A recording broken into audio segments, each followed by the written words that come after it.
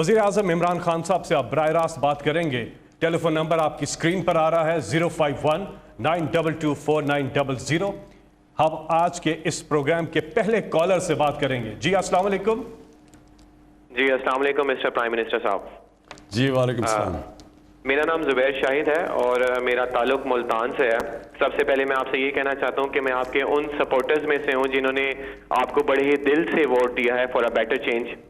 तो मेरा सवाल ये है कि अगर मौजूदा मुआशी अदाद शुमार देखे जाएं तो वो हौसला अफजा भी हैं और दिन ब दिन बेहतर भी हो रहे हैं, लेकिन मसाइल तब हल होंगे जब आम आदमी को रिलीफ मिलेगा और महंगाई ख़त्म होगी। तो क्या आइंदा बजट में आम आदमी के लिए कोई रिलीफ मिलेगा? मिस्टर प्राइम मिनिस्टर साहब, अगर महंगाई कम नहीं हो सकती तो एटलीस्ट आम आदमी की तनख्वाहों में इतना इजाफा कर दिया जाए कि वो इस महंगाई से काबू पा सके। दूसरा ये है कि जैसे कि अपोजिशन कह रही है कि हम इस बिल एक सवाल पूछा करो, क्योंकि इसका जवाब लंबा होता है और लोग बहुत इंतज़ार कर रहे हैं। तो ज़रा मैं आपका यही बहुत बड़ा सवाल है आपका जो पहला है, तो मैं इसका जवाब देता हूँ। अच्छा जी, बिस्मिल्लाहिर्रहमानिर्रहीम। मैं पहले तो अपनी सारी कौम से इस चीज़ का उन सबको एक यकीन दिलाना चाहता हूँ कि ये अल्लाह का वादा है कि हर मुश्किल के बाद वो आसानियाँ पैदा करता है, और फिर जब मुश्किल वक्त आता है तो उसमें हमसे वो चाहता है कि हम सब्र करें। वो अल्लाह को सबसे ज़्यादा चीज़ पसंद है जो इंसान मुश्किल वक्त में सब्र करता है। क्योंकि देखिए, मेरी सारी ज़िंदगी स्ट्रगल में गुजरी है। क्रिकेट 18 साल की उम्र से पहली दफ़ा क्रिकेट पहले पहुंचने के लिए पाकिस्तान टीम के अंदर, फिर उस टीम के अंदर जगह बनाने के लिए, फिर ऊपर जाने के लिए, और फिर जब आप स्ट्रगल करें, मुकाबला करते हैं, तो उसमें एक चीज़ आपने याद रखनी है, ज़िंदगी ऊंच नीच का नाम है। कभी ज़िंदगी के अंदर कोई आज पहले दिन उठा नहीं और एकदम कामयाब नहीं हुआ। ये फेरी टेल्स में हो जाता है, ये ड्रीम्स में हो जाता है, ख्वाब में हो जाता है, लेकिन असल ज़िंदगी वो होती है जो आप थोड़ी स्ट्रगल करके ऊपर जाते हैं, मुश्किल वक्त आता है, फिर आप नीचे आते हैं, फिर आप सीखते हैं, जायज़ा लेते हैं क्या मैंने गलती की, मेहनत करते हैं, फिर इंसान ऊपर जाता है। जो मुश्किल वक्त में हार मान जाता है वो हार जाता है, जो मुश्किल वक्त से सीखता है, मेहनत करता है, वो और मजबूत होकर ऊपर आ जाता है। ये ज़िंदगी का साइकिल है। तो मैं सर आपको इस चीज़ का कहना चाहता हूँ कि देखें, मुश्किल वक्त पे गवर्नमेंट मिली, ये आप कोई भी इंडिपेंडेंट लोगों से पूछ लें कि कभी किसी गवर्नमेंट को इतने मसले मसाइल मिले जो हमारी गवर्नमेंट को 2018 में मिले। मैं आपको कह रहा हूँ नहीं मिले। ना कभी इतना बड़ा खसारा मिला एक्सटर्नल, यानी जिसको करंट अकाउंट कहते हैं, ना कभी इतना बड़ा खसारा मिला इंटरनल जो फिस्कल डेफिसिट है, और उसके अलावा जो कर्ज़ों का बोझ पड़ा हुआ था, बैरूनी भी अंदरूनी भी, और पड़ा हुआ है अभी भी, तो उसके अंदर जिस तरह हमें ये किश्ती को ले जाना पड़ा, ये बड़ा मुश्किल काम था। लेकिन इसमें अवाम को एक मुश्किल वक्त से गुजरना पड़ना था। देखिए ना, एक घर है, मेरे पर कर्ज़े चढ़ जाते हैं, मैं अपने कर्ज़ों की किस्तें भी देनी है, कभी कोई बिजली का बिल मांगने आ रहा है, कभी कोई किराया मांगने आ रहा है, कभी कोई स्कूल फीस मांगने आ रहा है, तो मैंने वो कर्ज़े भी देने हैं, उसके बाद मैंने घर भी चलाना है।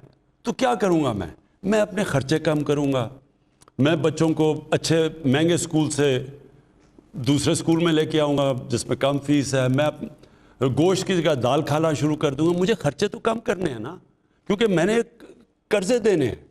तो लिहाजा जब तक मेरी आमदनी नहीं बढ़ती, मुझे वो मुश्किल वक्त से गुजरना है। तो मैं पहले दिन से अपनी कौम को कहा था कि हमें एक मुश्किल वक्त से गुजरना पड़ेगा। जब एक मुल्क बैंकरप्ट हो जाए तो उसको अपने आप को उठाने के लिए टाइम चाहिए। लेकिन मुझे बड़ी खुशी है कि जो अल्लाह ने कामयाबी दी इस वक्त पे, यानी कोई भी ये उम्मीद लगा के नहीं बैठा था कि 4% के करीब, तकरीबन 4% ग्रोथ रेट होगी, और बल्कि कई माहिर समझ रहे हैं जो इंडिपेंडेंट है कि ये 4 से और ऊपर 4.5% पे भी पहुंच जाएगी, उससे भी ऊपर जा सके। तो इसका मतलब कि जो हम सोच रहे थे और हमारे मुखालिफ ख़ास तौर पे सोच रहे थे, उससे बहुत तेज़ी से ऊपर गए हम। उसकी कई वजूहात हैं, वो मैं बाद में तफसील से आपको बताता रहूँगा कि क्या क्या हमने कदम उठाए। तो एक तो ये बहुत इसलिए खुशाइन चीज़ है जो ज़ुबैर आपने सवाल पूछा کہ لوگوں کی مشکلات کیا ہیں؟ دو ہی مشکلیں ہیں، ایک مہنگائی ہے، دوسری بے روزگاری ہے. یہ دو مشکل ہیں نا سب سے زیادہ. تو جیسے جیسے آپ کی گروتھ ریٹ بڑھتی ہے، یعنی کہ جب اکانومی کے پہیہ چلنا شروع ہوتا ہے، کنسٹرکشن شروع ہوتی ہے جو ماشاءاللہ ریکارڈ پہ ہے، جب گاڑیاں بننی شروع ہوتی ہیں جو 55% گاڑیوں کا سیل، ٹریکٹروں کا 60% مزید سیل بڑھ گئی ہے، موٹر سائیکلوں کی، جب یہ بننے شروع ہوتے ہیں تو روزگار ملنا شروع ہوتا ہے، لوگوں کے ہاتھ میں پیسہ آتا ہے، تو اس سے پھر نوکریاں ملنی شروع ہوتی ہے، غربت کم ہوتی ہے. تو یہ ایک بہت بڑا پہلا خوشائن قدم آ گیا. وہ دوسری چیز پہ میں بعد میں بات کروں گا، دوسرا سوال، کیونکہ لوگ مہنگائی کا بھی پوچھیں گے کہ اس کا ہم کیا کر رہے ہیں.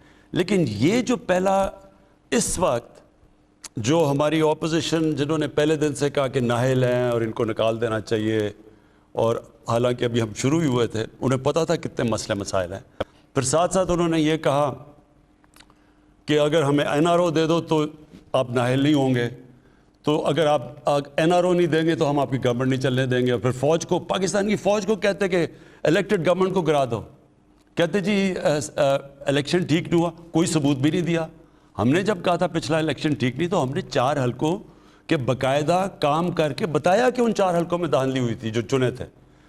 تو وہ اس لیے پھنس گئے ہیں کیونکہ انہوں نے کہا اتنی نااہل حکومت ہے. اب ان کو سمجھ نہیں آ رہی کہ اتنی زیادہ یہ گروتھ ریٹ 4% کے قریب کیسے آ گئی، کیونکہ انہوں نے خود ہی کہا نااہل ہے. اب وہ پھنس گئے ہیں تو وہ کہتے ہیں جی یہ آپ نے غلط، آپ کی جو سٹیٹسٹکس ہیں وہی غلط ہیں. انشاءاللہ آگے جو میں پھر سے کہتا ہوں کہ جو اللہ نے ہمیں ایک بڑے مشکل وقت اور امتحان سے گزارا ہے، انشاءاللہ اب اس کے بعد آپ مزید اس ملک کو آگے بڑھتے دیکھیں گے. جی اگلے کالر. السلام علیکم.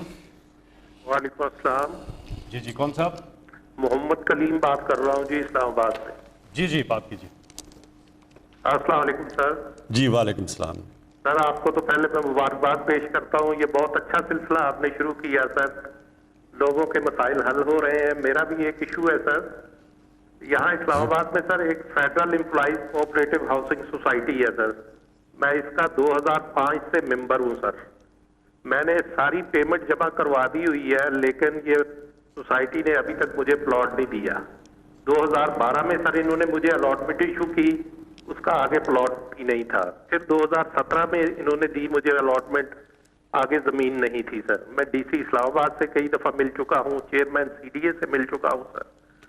انہوں نے لاسٹ ایئر پھر مجھے الاٹمنٹ ایشو کی ہے، وہاں گئے ہیں تو وہاں زمین ہی نہیں ہے سر.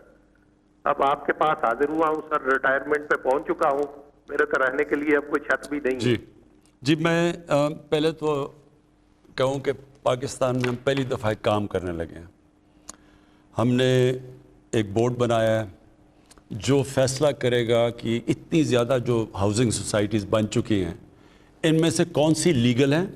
یہ سب ویب سائٹ کے اوپر آئے گی تاکہ لوگوں سے دھوکہ نہ ہو.